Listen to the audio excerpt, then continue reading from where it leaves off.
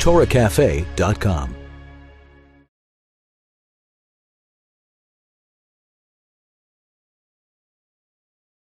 Tonight we're going to talk about a topic that we all do, hopefully somewhat regularly, but we don't think about where does this thing come from.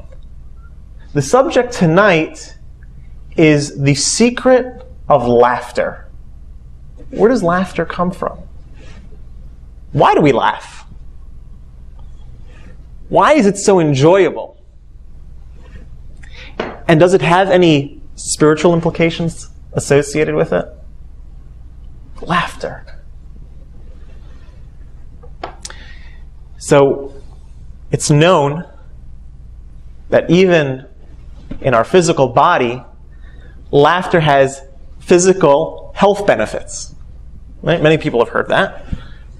In fact, our sages knew that. And even before that, the prophets knew that. King Solomon writes in the book of Mishlei, a happy heart is as healing as medicine. Right? Very good. Laughter is connected with the spleen. In fact, in the Talmud, in the Gemara and Brachas, each organ is given a detail about what each organ's purpose is. And the Talmud writes that the spleen produces laughter. That idea is also mentioned in the Zohar, the mystical text, and the Kuzari. And the reason for it is that the spleen has the natural power to cleanse the blood and the spirit of life from its muddiness, and therefore happiness and laughter are the result. Contemporary science also shows that there's much health benefits associated with laughter, right? Everybody finish the sentence. Laughter is the best medicine, right? Laughter is the best medicine. Thank you, Reader's Digest, right? For teaching us all that. Dr. Michael Miller from the University of Maryland reported in a study that provoking laughter did as much good for people's arteries as did aerobic activity. Not bad, right? It helps blood flow. It secretes assorted chemicals which help wounds and infections. And get this, all you dieters, or people looking to go on a diet, scientists at Vanderbilt University discovered that daily laughter can burn up to 5 pounds a year of fat. So when you want to get started on your diet, make sure to put the Three Stooges on first. Right? So we see tremendous health benefits, physical benefits from laughing. Now, Jews are known for laughing.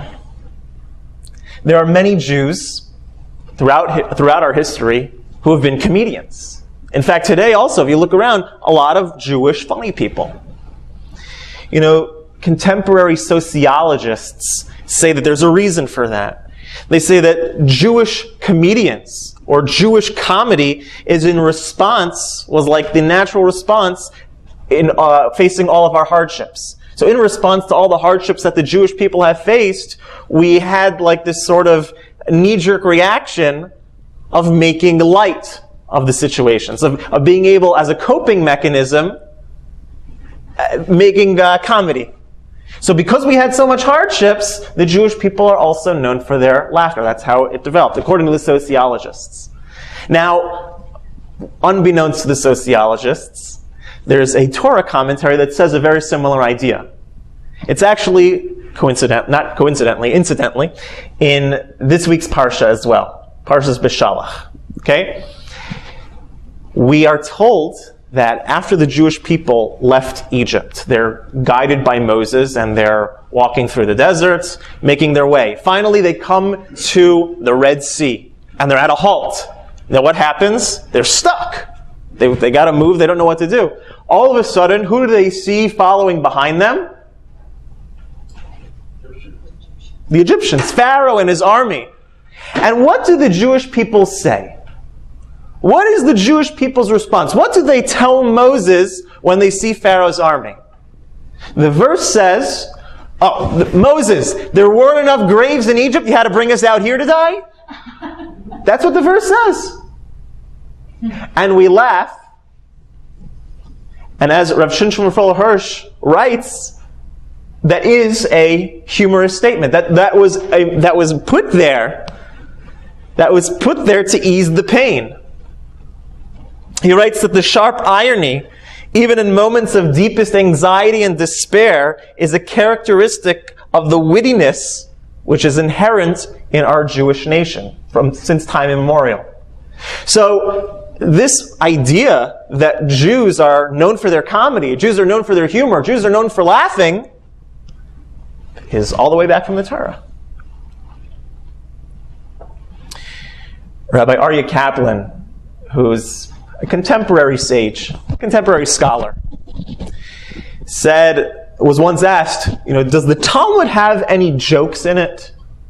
And he responded, yeah, but they're all old.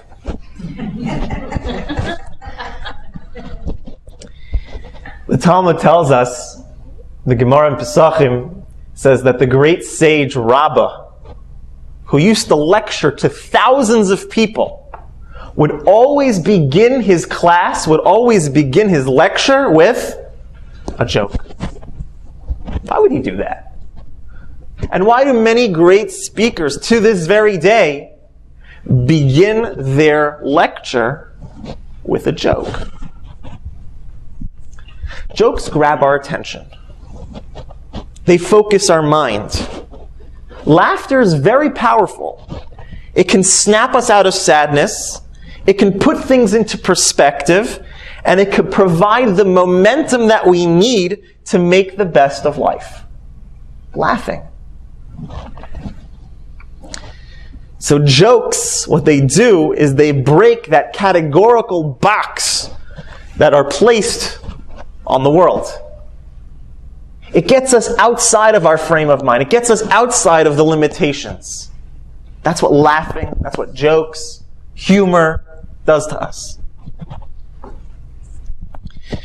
The Talmud teaches us also, the Gemara in Tainus says that a rabbi was once accompanying Elijah the prophet in the marketplace. And the rabbi asked Elijah, can you please tell me who in this marketplace has merited life in the world to come? Who's going to heaven? And so Elijah looked around and he pointed over. He says, those two men. And so this rabbi went over, questioned them, excuse me, what do you do for a livelihood? So they responded, we're comedians. We're jokers. Why is it that a comedian, a joker, somebody who makes others laugh, why are they the ones who are meriting heaven? Why are they the ones out of all the people in the marketplace who are getting into the next world? So the Marsha has a very interesting approach to this story in the Talmud. He says that just like the Mishnah and Sanhedrin teaches us, that when a person is executed, God feels the pain and the suffering as if it were one of his own children experiencing the pain and suffering, so too on the opposite end of the spectrum, and how much more so when somebody makes another person laugh or enjoy life, causes them pleasure, how much more so is he pleased with that child, that person who caused the laughter. So we find many good things, good ideas, good qualities, good energy that comes with laughing. On the opposite extreme, though, we have, for example, a Mishnah in Perkei Avos, in the Ethics of Our Fathers, which says, in order to acquire Torah, what does a person have to do? Minimize their laughter. Well, I thought laughter was so good. Why is it that in order to acquire Torah, the sages are recommending that we minimize in our laughter? And the reason is very simple. Laughter is a double-edged sword. Laughter is a very, very powerful tool.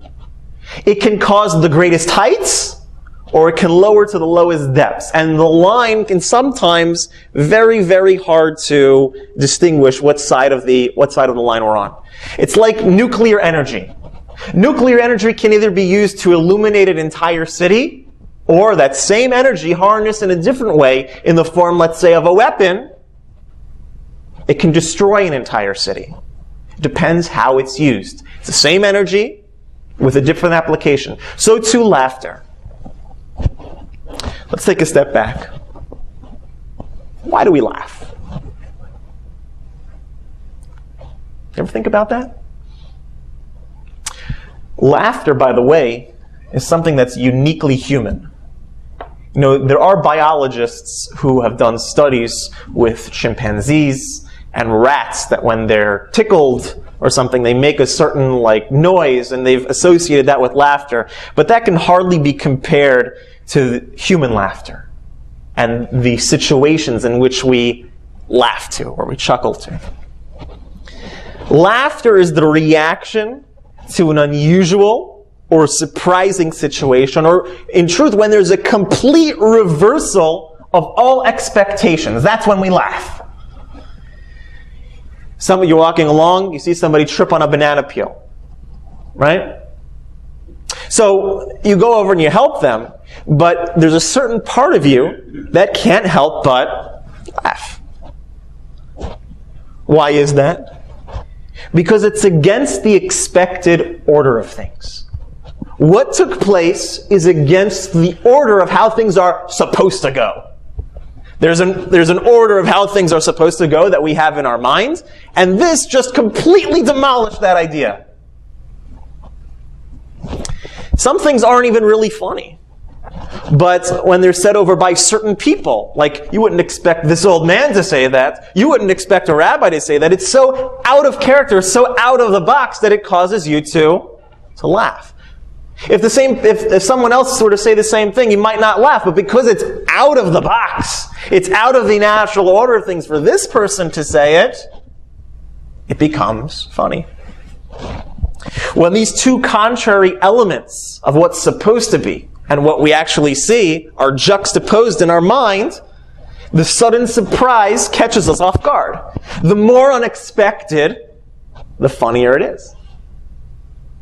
See how that works?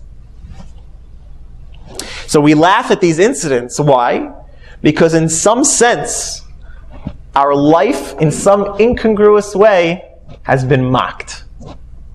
That causes us to laugh. That's why we laugh. From a philosophical perspective, laughter can even hint at the proof of God's existence.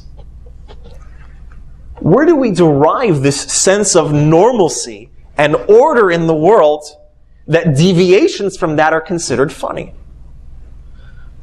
As John Sheridan once wrote, if death is not a beginning as well as an end, and human suffering be the vindictive power of irresistible impersonal forces, then there's no basis for us to have hope, ever. And there's also no logical explanation for laughter. If death is the end of the story, and then we are one with the amoeba, and our laughter has no more meaning than the spittle of the lips of fools.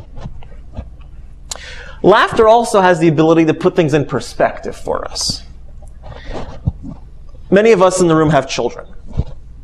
And remember, think back when your kids were really little. Some of us have little children. Some of us think of a little child that you see in the synagogue or wherever, playing in the park. What's the natural reaction that happens when a child falls and they scrape their knee? They cry, right? If you think about it for a second, a lot of parents, what they do is when a child does that, when a child falls and scrapes their knee, what do they pretend to do? They pretend that the ambulance is coming. Say, oh, Jimmy's hurt. I think we have to operate. Boom, boom, boom, scalpel, right? And all these things that we say, what happened? What does the child do then? He starts laughing. Why does the child start laughing? The pain went away? What happened? What happened to this? Why is the child now laughing instead of crying? The child laughs because he recognizes that the bruise is not such a big deal. It puts things in perspective for him. This little scrape is not worthy of an ambulance coming. I don't have to be helicopter lifted to the hospital. It's a little thing, so he laughs at himself. He laughs at his situation. sense of humor, in general, being able to laugh at oneself is really a sign of maturity. Laughing at your situation. Because it shows that we have a sense of proportion about what's really important. It's very natural for us to get emotionally caught up in our daily concerns. Okay? It's very soothing every once in a while to take a step back and laugh at the absurdity of our skewed perspective of things. It's very healthy, very, very emotionally beneficial. Children, on the one hand, right, they don't have this sense of proportion. Some adults also, right? They cry over trivial matters. They bear grudges over little things. They take themselves and their situation, their life, way too seriously. Everything is so stern. How healthy would it be? And what a sign of maturity it is when we take a step back and we can laugh at ourselves and we can laugh at our situation. So laughter broadens perspective. A very powerful tool. Laughter also calms our emotional tensions as well. Were you ever in an argument, and then in the middle of the argument, you just start laughing at something because something that you said, or it suddenly dawns on you the absurdity of the fight that you're having right now? That ever happened to you? What happens when you think of that thought? When that flash of lightning comes into your mind of the absurdity of the situation, what happens to all that anger that you were just feeling 3 seconds ago? What happens to all of it? It's completely gone. Completely dissipates. You see how ridiculous the whole situation was. And as a result, emotionally, you're completely calm. In fact, you probably put your arm around the other person and, all right, let's go out. So laughter affects not only the intellect, and it broadens our perspective, but also soothes the emotions. In 2008, there was a study that found that those who participated in this study, those who anticipated laughter, had a reduction of 3 types of stress hormones. So even in a physical way, emotionally very beneficial. So laughter, again, laughter is a very deep thing. Laughter is no laughing matter. Right? It's very deep. It broadens our mental perspective, and it eases our emotional tension. Being that that's the case, you could say that in a way, laughter comes from a higher place than even our emotions and our intellect. Comes from a simple, a higher, a deeper pleasure within the person. When we laugh at something, we destroy it. Like our perspective, we said it expands our intellect. We destroy the box of reality that we were living in. Our emotions, when we laugh at ourselves, we destroy that negative energy that's attached to us at that moment. So when we laugh at something, that powerful tool, when we laugh at something, we destroy it. So like any powerful tool, like any powerful weapon, we have to always make sure that it's directed at an appropriate target. What's the worst insult that you can give to somebody? What's the worst response that you can ever have to somebody? When somebody tells you something or shows their emotion towards you and you laugh at them. What could be more hurtful than laughing at someone, getting laughed at? Why is it that the number one fear in America is public speaking? So you're scared that you're going to get laughed at. You're scared how other people are going to think of you. No one wants to be laughed at. It's the worst feeling in the world. Laughter is very powerful. Laughter comes from a very deep place. And that being the case, when we use it in the negative sense, to laugh at others, we can cause the most harm. What we should use our laughter for is laughing at the absurdities of life. Sometimes the funniest comedians, we're only talking obviously about clean comedians. I hope no one in here is even thinking about non-clean comedians. What's the reason that a lot of the clean comedians are so funny? Is because they show us how absurd different things in our life are. Laugh at the absurdities of our own life. Laugh at how we waste so much time chasing material possessions. Laugh at the worship of artificial values and false beliefs that are so prevalent in our world. Laugh at our jealousies. Laugh at our fighting. And laugh at all the things that we waste our lives with. It'll be very beneficial for you. Just laugh at it. Take a step back and think, oh, that's so silly. What am I wasting my time? What am I getting so aggravated about that for? Just take a step back, see the bigger picture, and laugh.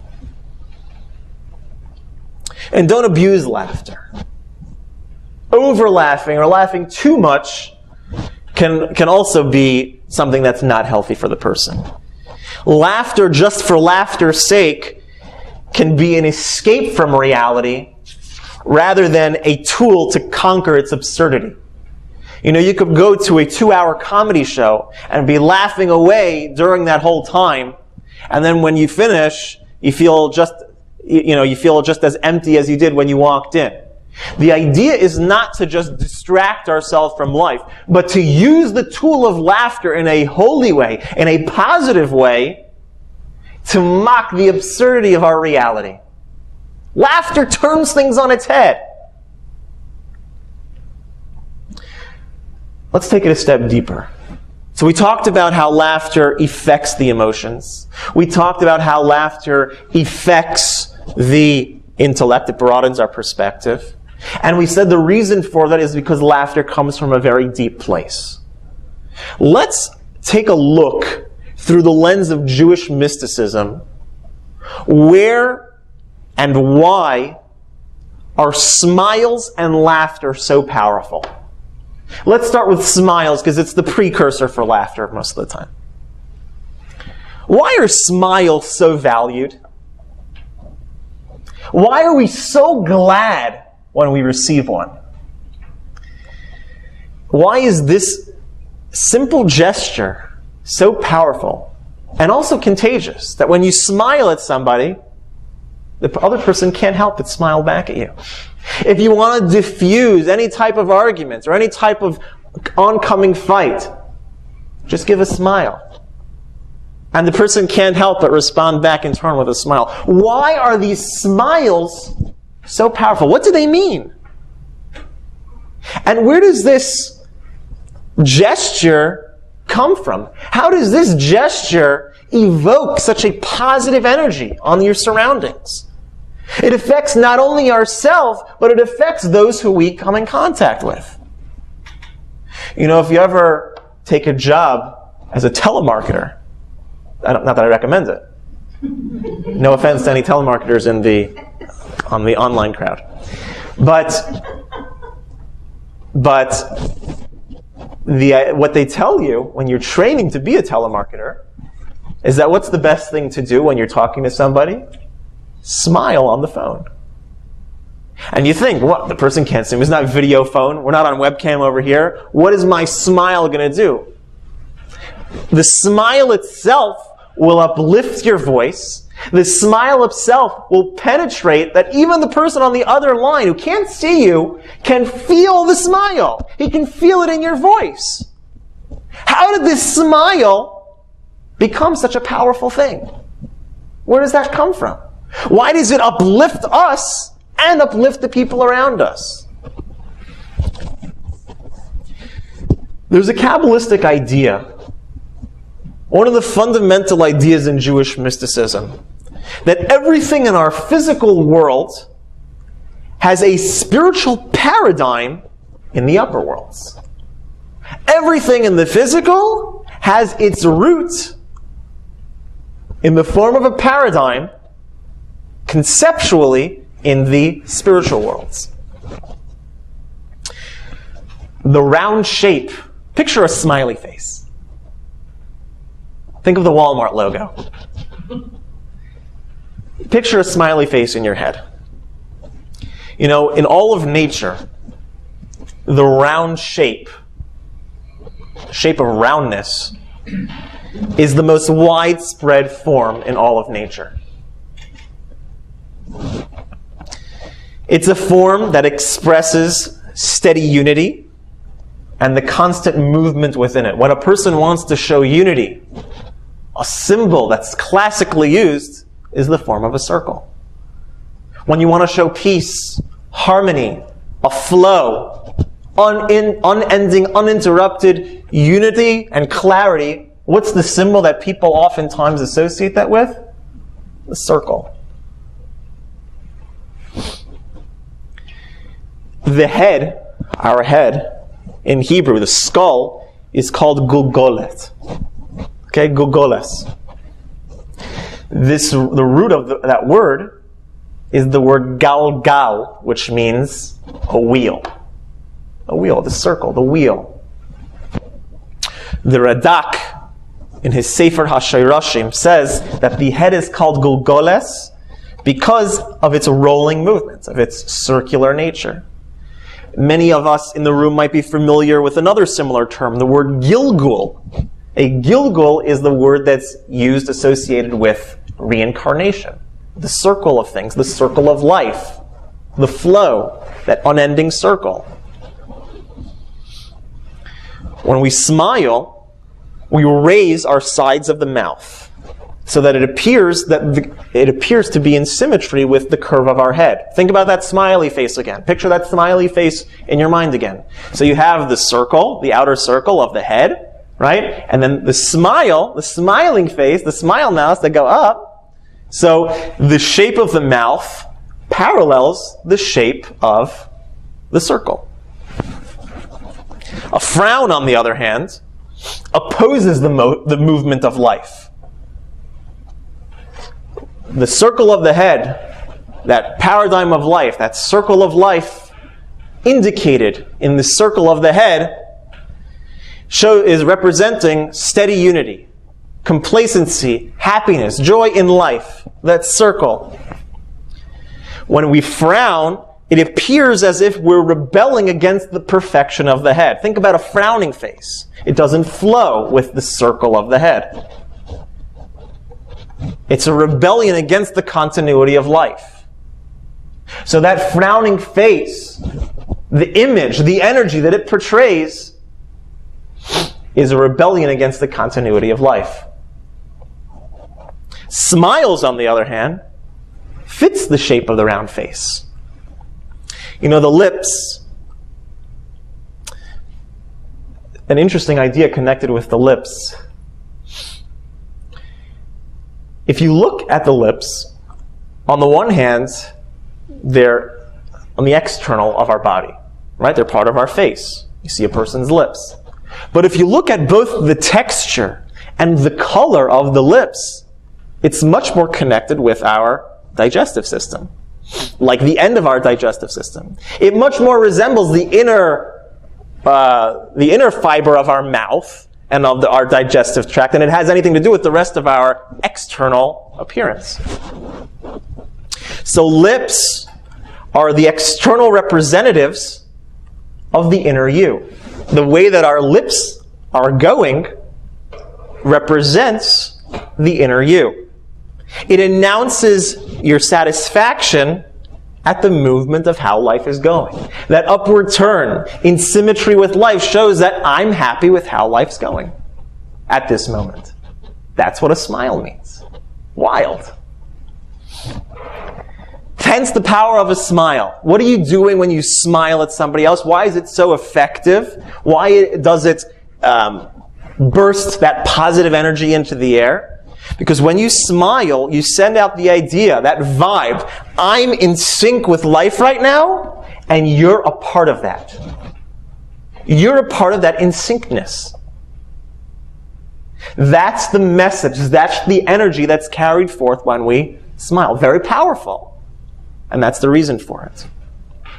In Pirkei Avos, the ethics of our Father, we're taught we must display our joy, we must display a face of joy and kindness. Greet everybody with joy and with a kindly countenance. It shows that we're in sync with life, with our purpose, with our fellow human beings, and with our Creator. So don't forget to smile today. Now let's take it to laughter. Because after a person smiles, what happens next? They laugh. So we already touched on the idea that laughter is the manifestation of our reality being mocked. We also said that it's the revelation it can be the revelation of the deepest of human emotions. It could show the ultimate in human depth, or be liable to express human shallowness. Laughter can do the same on both spectrums. The Mittler Rebbe, the second Rebbe of Chabad, it was known to be a great mystic, Kabbalist, and Hasidic master. He writes in his work, Toras Chaim, that laughter is rooted in the soul's potential for simple, uncompounded pleasure. Meaning that laughter, the place where laughter comes from, is so deep within the soul that it's higher than the intellectual pleasure, because intellectual pleasure is compounded. There's a reason, there's details of why you experience pleasure when you understand something. But laughter, it's uncompounded. There's no reason for it. That's why, if you have to explain a joke, it's not funny anymore. Because laughter, humor is supposed to be something that's beyond definition, confinement. Uncompounded pleasure. That's a deep place within us. In the science of body language, there's a lot that we could tell about a person by the way in which they laugh. Wild laughter. You ever see these people are like, bah! Or they can't stop laughing, or they're just always So that shows, in the science of body language, that any stimulus sweeps this person away. That just as they can be laughing, uncontrollably at this moment, they could just as easily become enraged. Any stimulus sets them off. There's a similar idea discussed by the Rambam, Maimonides, in the second chapter of Hilchos Deis. What about arrested laughter? Those are when your mouth is closed and you're laughing. Those people who are laughing, but they're like they're laughing, but they don't want to show that they're laughing. So that's a person who realizes what humor is. He realizes what's funny. He's not living in the clouds. He knows what's funny. But he fears public opinion. So he doesn't want to show that he's laughing. So you can tell a lot about a person by the way they laugh. What's described as the perfect laughter? There's an idea brought down on the Chayvus Alavavos of what's considered the perfect laughter. It's described as someone, the laughter is found more in the facial expression, more in the smile than in the ha-haing. That's okay, you're allowed to laugh. I'm glad I was able to help. It's more in the smile, it's more in the expression, it's more in the internal pleasure than the external manifestation of the ha's. So the perfect laughter, as described by our sages, is when you have the wide smile, is more clear than the sound. That's just some food for thought. So we see that laughter can annihilate negativity. Laughter transforms the negative to the positive. It flips our reality on its head. Laughter finds the light amidst the darkness. Laughter is powerful. And it's because it comes from such a powerful and deep place within us. Jews are actually named for laughter. The first person in our history to be born a Jew was named after laughter. Who was the first Jew in history to be born a Jew? Yitzchak, Isaac. Abraham was the first Jew, right? But that was something he had developed on his own. he came to the reality of the one God. So then he married Sarah, and they gave birth to Isaac, Yitzchak. Why was Yitzchak named for laughter? The word Yitzchak comes from the word laughter. They laughed. What was the reason that Yitzchak was named laughter? Because Sarah laughed. Exactly. Abraham and Sarah were very old, well beyond childbearing years. And God comes to Sarah and to Abraham and says, you're going to bear a son. Reality's turned on its head. What's the natural reaction that happens when reality's turned on its head? It's laughter. The ultimate pleasure. Our reality's been mocked. That causes the ultimate pleasure. Laughter comes out. So since laughter was the first thing that emerged from Sarah and Abraham, their reaction, they named their child Yitzchak. I've been called to laugh. That's what Yitzchak means. Isaac.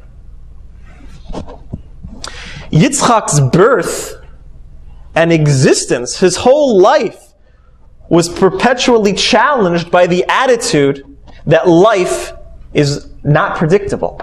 Everything about Yitzchak's life was the idea of life being turned on its head. Life is not predictable.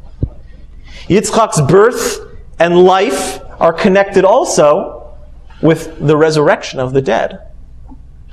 Techias HaMesim. Yitzchak was born to parents in an old age. When he was born, that birth led to a rejuvenation of life in them, which is akin to a new lease on life. A rejuvenation. Adding life to that where life is dwindling. He's the only one of our forefathers to die, in a manner of speaking, and then to live again afterwards. When Isaac and Abraham walk up to the mountain in the Akedah to be sacrificed, God commands Abraham as a test. You sacrifice your son, your only son whom you love, and sacrifice him on that mountain. Now we know what the Torah tells us, that at the last moment, God stopped Abraham from sacrificing Isaac, and in the end, he actually he slaughtered a ram that appeared.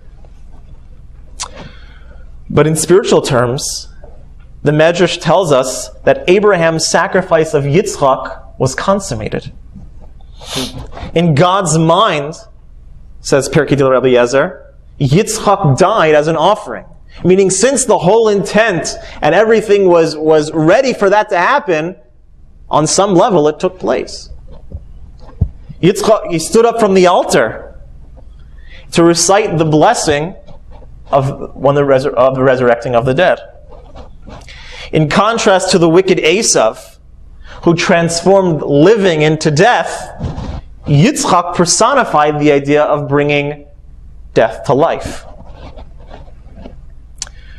All resurrection, the idea of the resurrection of the dead, is very much associated with the idea of Yitzchak, of laughter. In the beginning of the Amidah, the Shemona Esrei, the standing prayer which we say every day, the first three blessings are meant to correspond with our three forefathers. The first blessing that we say is Baruch Atah Hashem, Magen Avraham, shield of Abraham, which obviously corresponds to our first patriarch, Abraham. What's the second blessing which would correspond to Yitzchak? Mechaye HaMesim. Yitzchak, laughter, the idea of reality being turned on its head, parallels the idea of Techias HaMesim, where our reality is completely turned on its head. Even the letters of Yitzchak's name can be rearranged to form the word Kates Chai. This is an idea that's brought down in the writings of the Arizal. Kates Chai means the living end, which is a reference to the resurrection of the dead in the end of days. Nothing can be more somber, hopeless, and tragic than death. So there's no greater relief that can be experienced when that process is reversed. This process, therefore, brings much happiness and laughter. So Yitzchak relates to both laughter and the resurrection. Judaism, by the way, since we're all named after Yitzchak, Judaism begins where the impossible ends. When things seem bleak in our life, when things seem tough, when things seem challenging, when we're going through an emotional or a spiritual death, that's where Judaism begins. That's where Yitzchak begins. That's where resurrection begins. It's easy to serve God, and it's easy to be Jewish when we're inspired, when life is good, when life is grand and dandy. But once life starts becoming challenging, and the spirit, the energy of impossibility sets in, that's where real Judaism begins. That's where we awake that spark of Yitzchak within each and every one of us and say, it's time for Tchias Amesim. It's time to resurrect the dead. It's time to rejuvenate my experience. Just like laughter.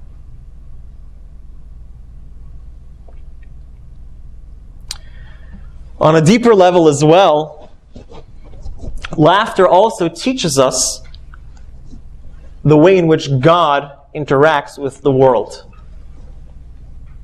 You know, we're quickly approaching the Jewish month and the Jewish holiday of laughter. It's going to be here before you know it. What's the Jewish holiday and month of laughter? It's Purim. We dress up, we act a little silly. Everything about the day is turned on its head. It's a day of laughter. This is because in the story of Purim, what happens? We're faced with annihilation. And our fate is turned over. The Jews become the victors. Haman is hanged. When facing hostility and then seeing God's hand, this causes great joy and laughter. In our own lives, we, by nature of being human, only see the world in a limited perspective. Laughter is the tool and the opportunity to transcend limitations that blind us from seeing God more clearly in our own life. Mock our reality. Mark our perception. See how absurd it really is. Take a step back and laugh a little. Broaden our minds that God is running the show. This is why, by the way, the time to come, the Messianic redemption, Mashiach comes, is referred to as the time when our mouths will be filled with laughter. One of the Psalms we read every single time we bench on, let's say, a Friday night or a Shabbos, a day where there's no Tachnun, we say, Az Yamalei Schoik Pinu. Then our mouths will be filled with laughter. At that time, when Mashiach comes, then we'll really be laughing. Why? Because today we have jealousy. Today we have greed. Today we have violence. Today we have intolerance, fraud. All the limitations, all the things, all the absurdities that we get caught up with. But when Mashiach comes, this entire absurdity of our life today, the entire reality as we know it, will be turned on its head for the better. The wolf will dwell with the lamb. Everything will be turned on its head. So we can start now appreciating Mashiach and the Messianic redemption by understanding and participating in the idea of laughter. Mocking the absurdities of life. Mock our reality. mock all this silliness that we get so focused on. May we all merit that as we approach the month of Adar and the holiday of Purim, that we should already merit the time of Mashiach, the time where our mouths will be filled with laughter speedily in our days.